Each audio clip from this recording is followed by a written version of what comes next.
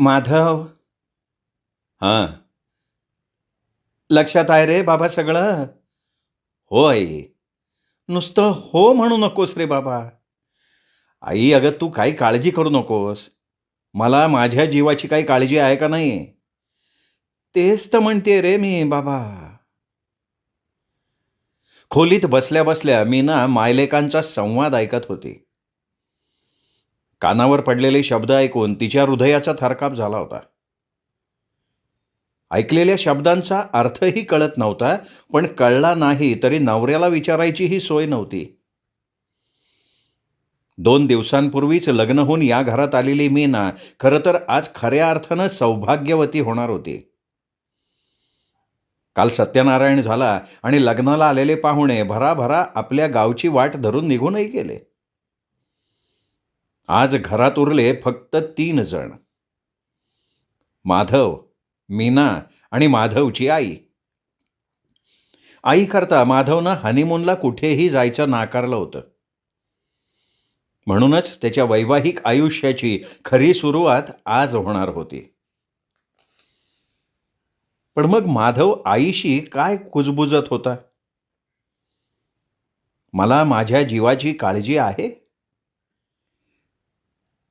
काय अर्थ आहे याचा? पहिली रात्र. जिचं इतकं वर्णन आपण ऐकलं, वाचलं. तिची उत्सुकतेनं वाट पाहण्याऐवजी माधव असा का म्हणाला? ही रात्र जीवघेणीही ठरू शकते? मग हे आपण आजपर्यंत कधीच कसं ऐकलं नव्हतं? माधव असा कावरा-बावरा का दिसतोय? त्याची आई त्याला काळजी घे असं म्हणाली, मग कशाची काळजी ती? हातावरची मेहंदी निरखत मीना विचार करत होती. हातावरची मेहंदी, हिरवा चुडा, केसातला गजरा, पायातली जोडवी. नव्या नवरीच्या साजशृंगाराकरता अधीर झाली होती, पण ज्याच्याकरता ती अधीर होती, तो असा थंड का? हातावरच्या मेहंदीची नक्षी प्रश्नचिन्हासारखी झाली आहे, असा मीनाला भास होत होता. कोडं उलगडतच नव्हतं. अचानक मीनाला आईचं बोलणं आठवलं. लग्न ठरल्यावर मीनाची आई म्हणाली होती, "मीना, तुझ्या नवऱ्यानं तुला त्याच्या आईच्या मनाविरुद्ध पसंत केलंय का गं?" "का गं आई? कशावरनं म्हणतेस?" "अगं, तुझ्या सासूचा चेहरा काही म्हणावा तसा प्रसन्न दिसत नाही. का हुंडा कमी वाटलाय त्यांना?" "कुणास ठाऊक बाई." मायलेकीचं बोलणं मीनाचे वडील बाहेरनं ऐकत होते. ते आत आले, मीनाच्या आईला म्हणाले, "अगं, पसंत नसायला काय झालंय? पण जन्मभर एकटीनं प्रपंच हाकलाय, त्यामुळे चेहरा ओढलेला वाटत असेल. हा मुलगा व्हायच्या आधी 15 दिवस वडील गेलेत म्हणे." कोणीतरी बाहेर आलं म्हणून तिघांचंही बोलणं तेवढ्यावरच थांबलं. पण आईचं बोलणं खरं असल्याचं मीनाच्या लक्षात आलं. आणि का कोण जाणे, तिची सासू काहीतरी गूढ आहे असं तिच्या मनानं घेतलं. मीनाची सासू वयानं काही फार मोठी नव्हती, पण अंगानं केवढी तरी थोराड. उंच भरगच्च केसांचा आंबाडा, डोळे पिंगट रंगाचे आणि बारीक. एखाद्याकडे बघायला लागली की जणू ती अंतर्मनाचा छेद घेतीये असंच वाटे. त्यातून हातात बांगड्या नाहीत, कानात कुडी नाही, गळा मोकळा. त्यामुळे तिच्यात एक प्रकारचा उग्रपणा, पुरुषीपणा होता.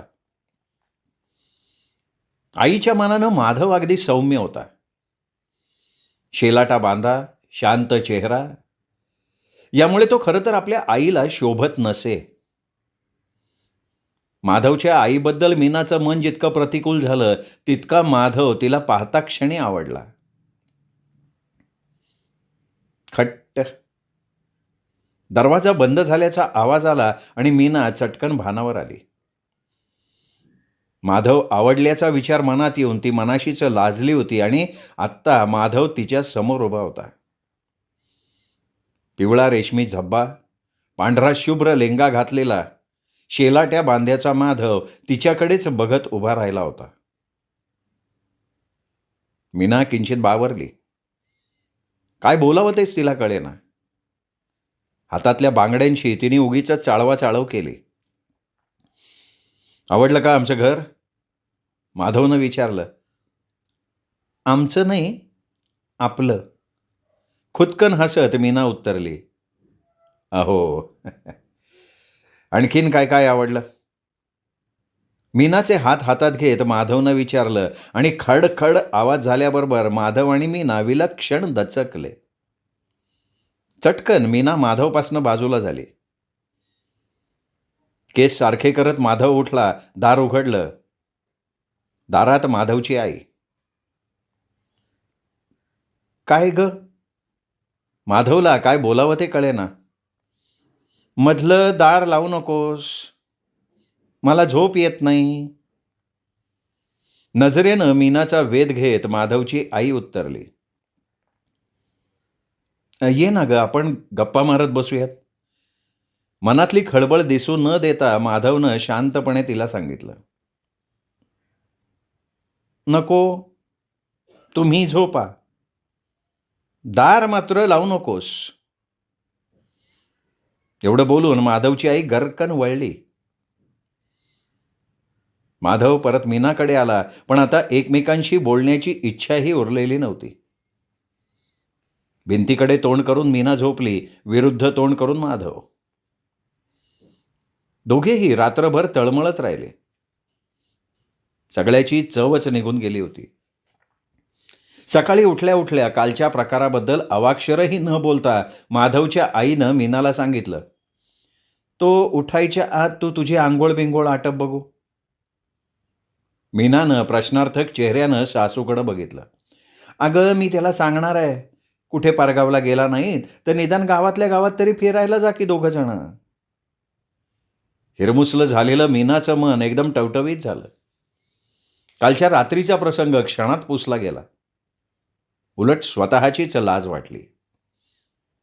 आपण सासूबाईंना उगाचच दोष दिला. बिचाऱ्या. तरुणपणी नवरा गेला, झाल्या असतील बेचैन, नसेल आली झोप. गैर काय काय त्यात? आंघोळ करता करता मीना मनाशी विचार करत होती. पुन्हा पुन्हा अंगाला साबण सोडत होती आणि मनाशी घोकत होती. त्यांना जपायला हवं, त्यांचं मन जाणायला हवं. घराबाहेर पडल्यावर माधव भलताच खुशीत आला होता. सबंध दिवस ते कुठं कुठं भटकत होते, गप्पा मारत होते, खातपीत होते.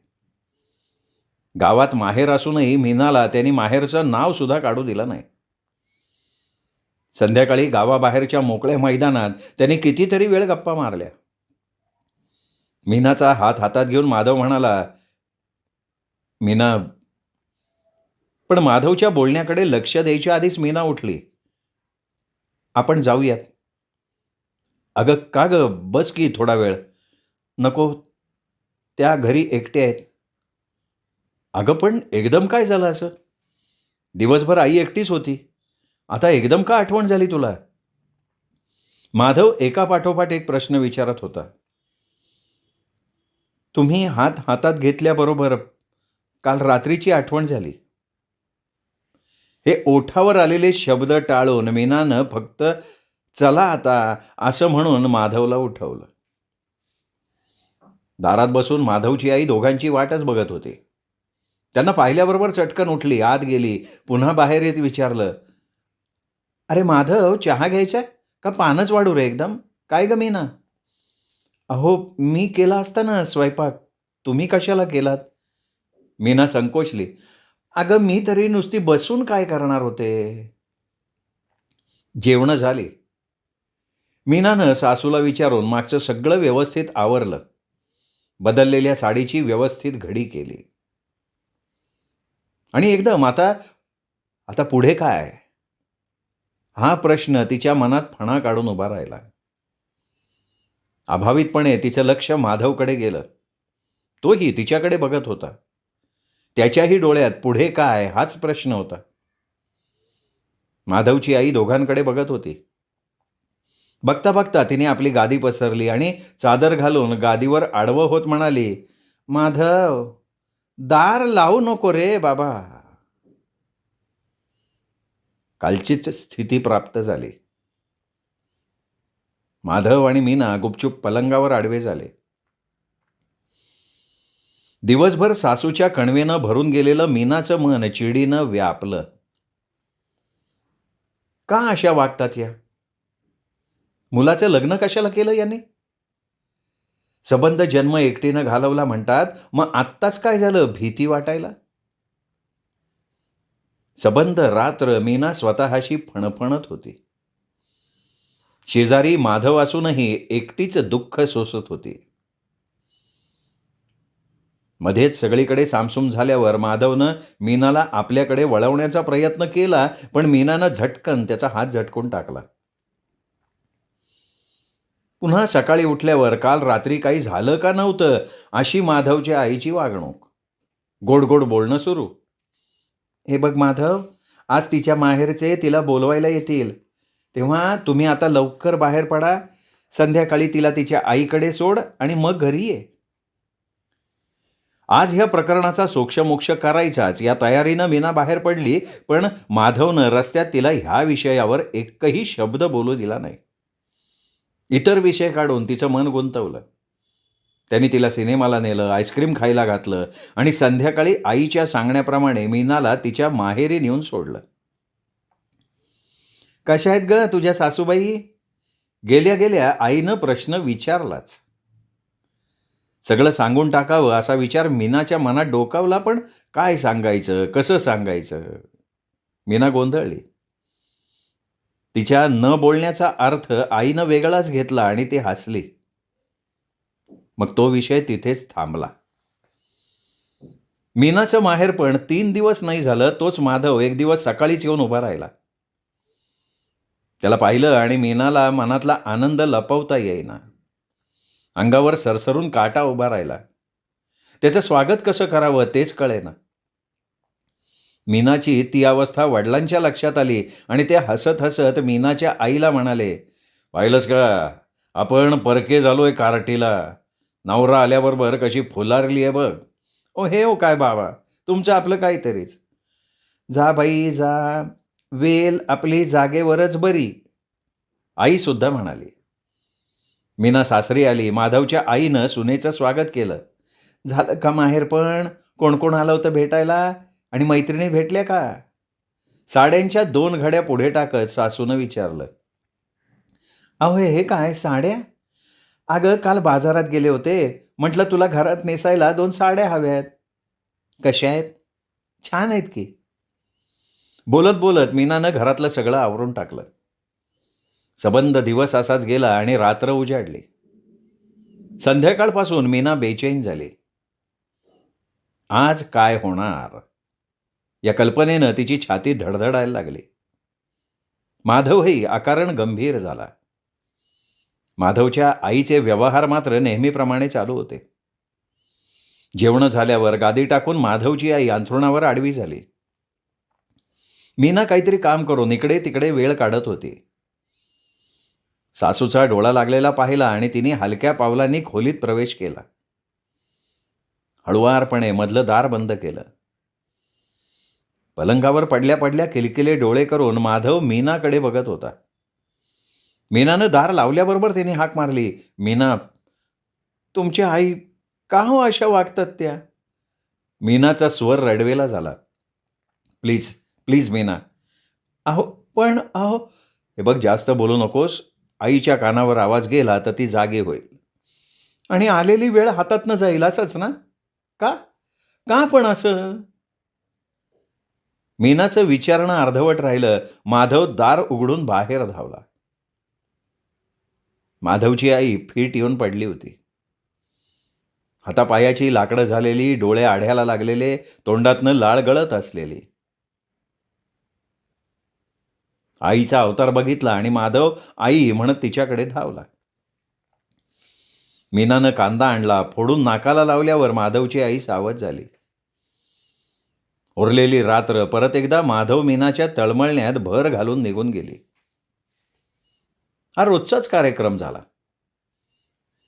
माधवच्या खोलीचं दार बंद झालं की त्याच्या आईला फीट यायची. कधी दार लावल्याबरोबर, तर कधी काही वेळानं, तर कधी मध्यरात्री, केव्हा केव्हा तर रात्रीतनं 2-2 वेळा. त्यामुळे कोणत्या क्षणी काय होईल या कल्पनेनं मीना धास्तावलेली असे. रात्रीची ही तऱ्हा तर दिवसाची निराळीच. माधवची रजा संपून तो ऑफिसला जायला लागला. घरात फक्त त्याची आई आणि मीना दोघीच दिवसभर असत. पण माधवच्या आईंचं मीनाशी त्यावेळी वागणं इतकं चांगलं होतं की जणू काही मायलेकी.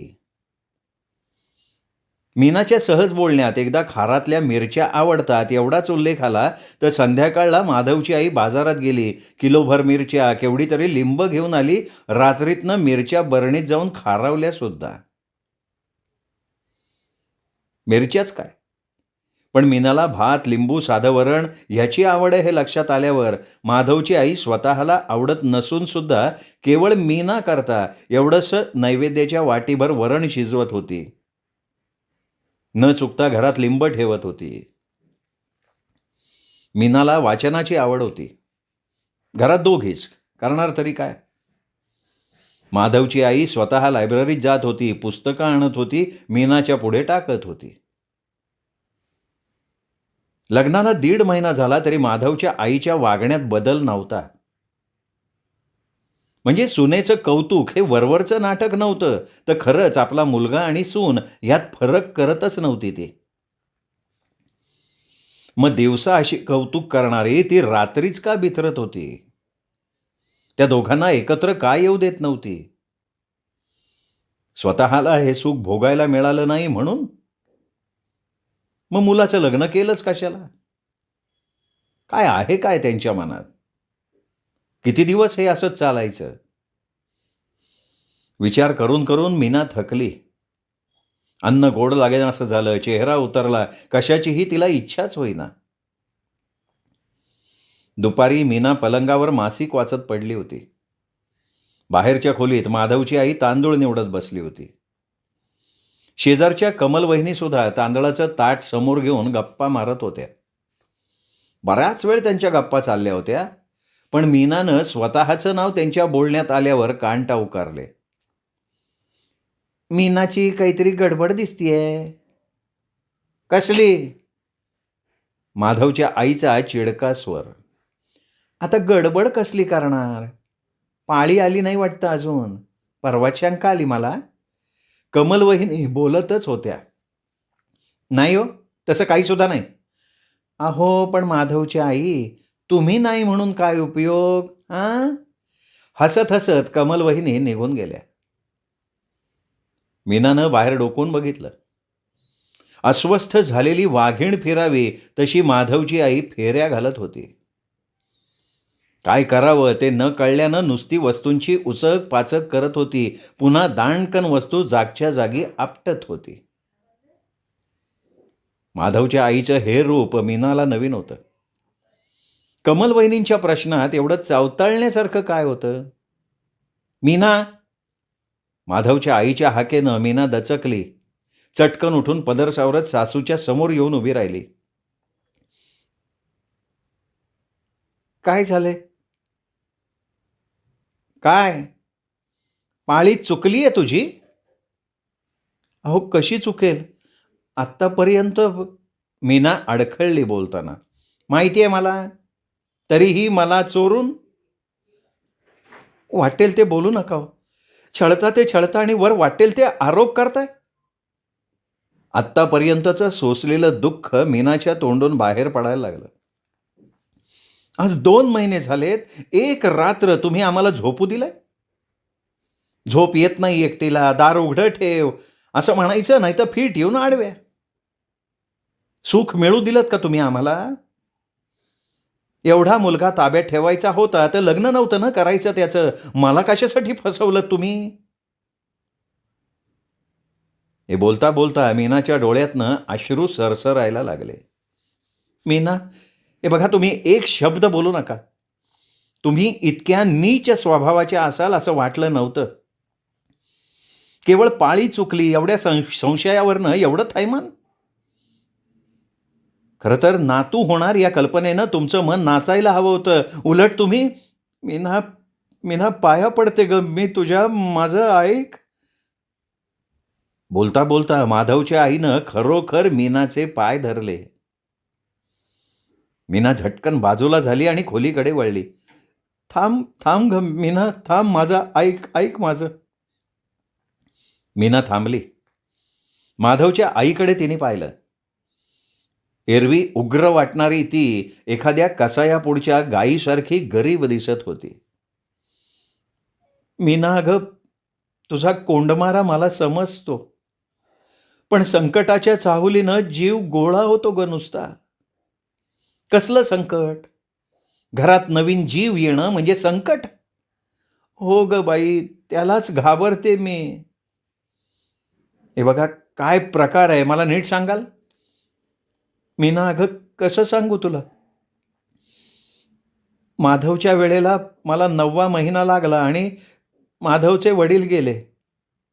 बरं मग ते सुद्धा आईच्या पोटात असताना त्यांचे वडील गेले." "सासूबाई?" "हो मीना अगं, या घराण्याला 3 पिढ्यांचा शाप आहे. घरात येणाऱ्या पोराला बाप बघण्याचा योग नाही." बोलता बोलता माधवची आई हुंदके द्यायला लागली. मीनाचाही घसा दाटून आला. ती हलकेच सासूजवळ बसली. "सासूबाई, तुम्ही ना हे मनातनं काढून टाका. अहो, कावळा बसायला आणि फांदी मोडायला एक गाठ पडली. दुसरं काय? नेहमीच असं होतं का?" सासूला शांत करायला मीना गेली आणि झालं भलतंच, ती जास्तच रडायला लागली. "मीना, मीना अगं, तुझी कुचंबणा मला समजतीये ग, पण काय करू सांग ना. मी खरंच स्वार्थी आहे. अगं, आजपर्यंत वैधव्याचं दुःख भोगलं, आता मुलाचं भोगायचं सामर्थ्य नाहीये ग माझ्यात. म्हणून तुला आणि त्याला लांब ठेवलं. सुख नाही घेऊ दिलं. खरंच, खरंच खूप स्वार्थी आहे ग मी." तोंडात पदर कोंबून माधवची आई रडत होती. मीनाही हे आगळं दुःख पाहून द्रवली होती. फरक एवढाच होता की येणाऱ्या संकटाच्या कल्पनेनं सासू गडबडली होती, तर संकट येऊ नये म्हणून काय करावं याचा मीना मनाशी विचार करत होती. श्रोते हो, दीपक रेगे कथाकथन चॅनलवर आत्ताच तुम्ही ऐकलीत विनिता ऐनापुरे यांची भविष्य ही कथा. कथा कशी वाटली हे कमेंट करून जरूर कळवा. कथा आवडली असेल, मित्रपरिवारात, नातेवाईकात ही कथा शेअर करा. आणि तुमच्याकडनं चॅनल सबस्क्राईब करायचं राहून गेलं असेल तर प्लीज चॅनल तेवढं सबस्क्राईब करा. भेटूयात उद्या पुन्हा अशाच कथेसह दीपक रेगे कथाकथन चॅनलवर. कारण दीपक रेगे कथाकथन चॅनल म्हणजे आनंदाचा अत्युच्च ठेवा.